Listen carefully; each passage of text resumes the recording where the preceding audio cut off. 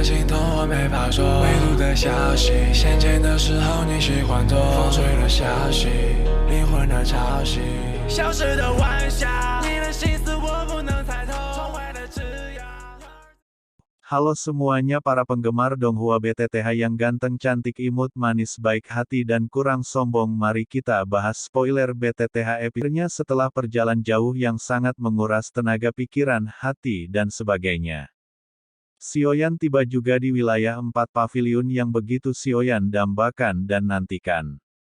Singkat cerita Sioyan pun mengambil waktu sebentar untuk jalan-jalan menikmati keindahan kota dan mencari janda idaman. Hahaha, maaf ini admin yang tambahin supaya tidak tegang.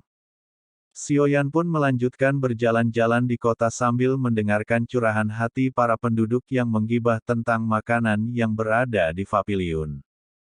Sioyan pun tersenyum gembira dan melanjutkan perjalanannya dengan sangat gembira dan membayangkan Suner kalau diajak jalan-jalan di tempat ini pasti sangatlah bahagia. Dasar Sioyan ini sangatlah bucin sekali, hahaha. Dan sambil berjalan-jalan Sioyan pun tiba-tiba teringat dan memikirkan cara untuk menyelinap ke acara pertemuan besar pavilion dan menemukan teman gurunya yang tidak lain adalah Feng Zun Zhe. Dan sambil menunggu antrian untuk masuk ke pertemuan Sioyan pun terkejut ternyata di sana ada tetua Huo yang sedang mengatur berjalannya acara ujian masuk pertemuan. Sioyan pun mengumpat dalam hatinya. Sialan, kenapa tetua yang menemani Feng Qing'er berada di tempat ini, sial.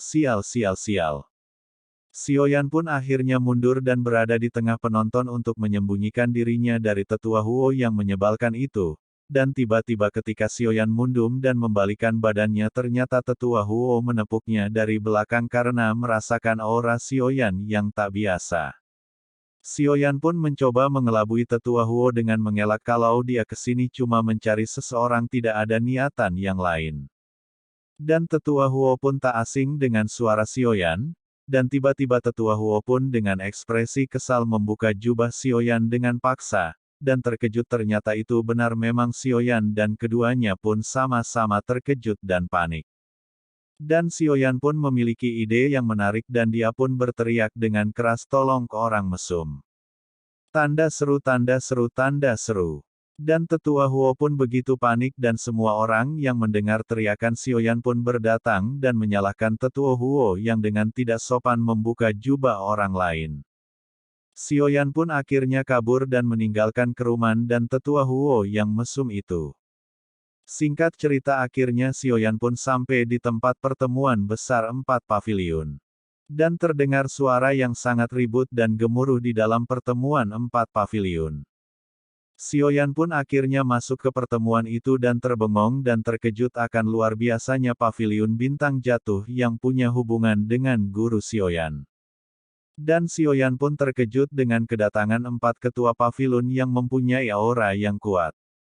Dan yang berada di tengah tidak lain dan tidak bukan adalah Lei Zun Zhe, sang legendaris yang sangat kuat itu. Sioyan pun sangat kagum dengan para tetua yang kekuatannya berada di elit Douzun yang sangat menakutkan. Dan singkat waktu ini tetua Jian Zun Zhe pun datang dan disambut oleh tetua lain yang hadir di sana. Dan ada salah satu tetu yang bergumam kepada tetua Jian. Tua Jian, kenapa kau masih pemarah sekali? Apakah kau masih mempunyai dendam denganku atas pertarungan waktu itu? Ucap tetua lain yang berada di sana. Dan tetua Jian pun menjawabnya dengan ketus. Aku mungkin tidak beruntung waktu itu dan kalah sangat tipis dengan Pak Tua Lei waktu itu. Setidaknya itu sangat jauh lebih baik daripada seseorang yang bertahan 100 tukaran di tangan Feng Zun Zhe sebelum dikalahkan olehnya. Dan di tempat itu pun suasananya menjadi memanas dan sangat tegang. Dan tiba-tiba ada sesosok cahaya yang sangat cepat, ternyata itu adalah sosok yang ditunggu-tunggu oleh Sioyan. Dia adalah tak lain dan tak bukan adalah Feng Zun Zhe yang datang paling terakhir dari ketua lain dan dia datang dengan aura agungnya dan memancarkan aura yang sangat kuat. Dan setelah Feng Zun Zhe datang ke arena suara gemuruh pun terdengar dari bangku penonton dan semuanya itu pada menyoraki Feng Zun Zhe yang datang. Tetapi suara penonton yang berteriak itu kebanyakan suara cewek yang sangat mengagumi ketampanan Feng Zunze yang begitu mempesona. Dan salah satu tetua pun bergumam, "Iyuh, dasar tukang pamen." Dan Sioyan pun terkejut dan merasa aneh akan kedatangan Feng Zunze. Ternyata memang dia teman guruku, mereka memiliki sifat yang sama. Dan singkat cerita, setelah para tetua sudah datang, acara pun akhirnya dimulai. Dan masing-masing peserta pertemuan pavilion musim ini adalah 58 dan hanya 8 orang saja yang bisa maju. Dan pertempuran pun menjadi kacau karena peraturan ini adalah peraturan yang lama dan bukan peraturan baru. Dan tiba-tiba suara gemuruh penonton pun terdengar karena kedatangan Dewi King Er yang mempesona para penonton laki-laki. "Dewi akan menang, Dewi akan menang, Dewi akan menang," ucap para penonton laki-laki. Dan tetua Feng Zunze pun tersenyum dan bergumam, "Wow, muridmu terkenal sekali." Sepertinya Lei Zunze pasti akan mempertahankan gelar posisi teratas pertemuan besar 4 pavilion ini. Dan tetua lain pun tersenyum dan bergumam, "Hahaha, bukan apa-apa, siapa yang bisa lebih terkenal dibandingkan kau?" Dan di bagian peserta ada peserta yang tidak suka dengan kedatangan King Er. Dan mereka pun begitu arogan dan sombong dan mengatakan kepada King Er kalau kau tidak akan mudah bisa menang.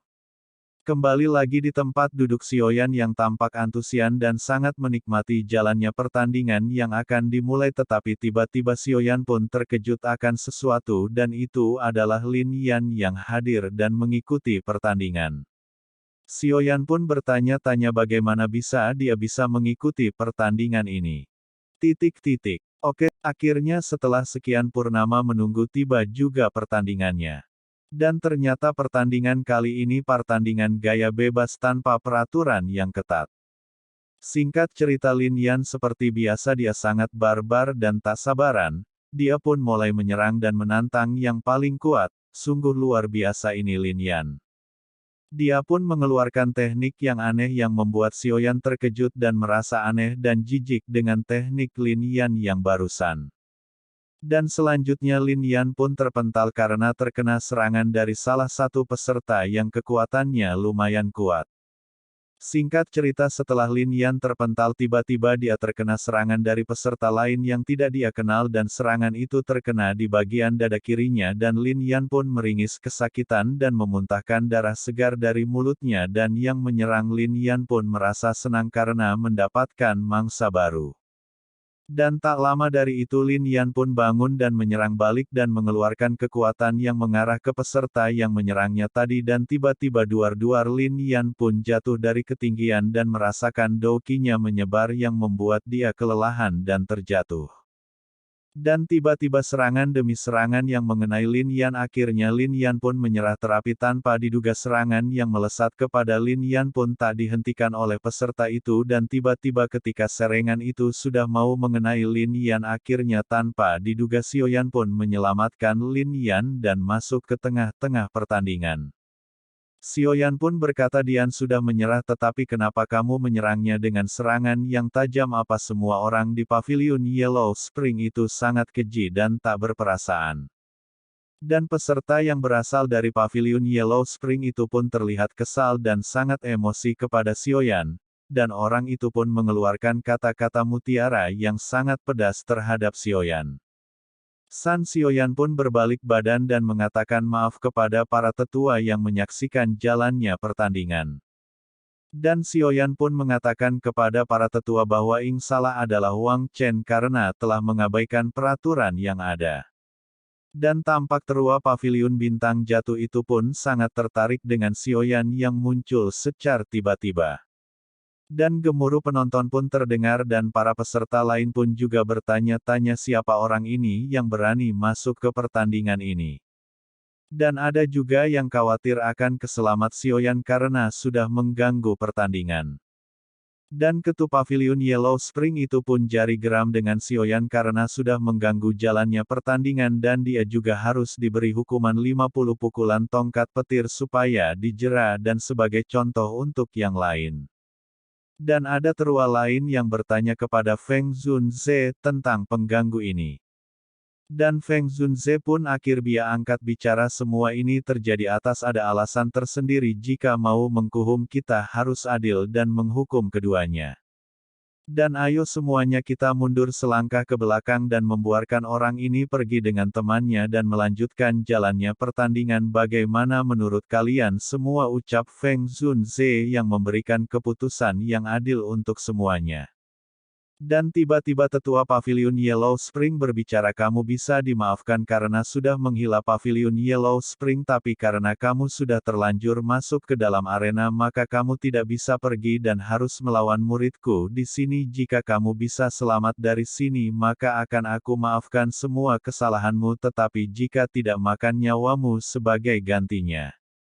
Dan suara gemuruh penonton pun terdengar. Mentang Wang Chen itu sama saja dengan bunuh diri dasar pavilion Yellow Spring mereka memang suka memaksa.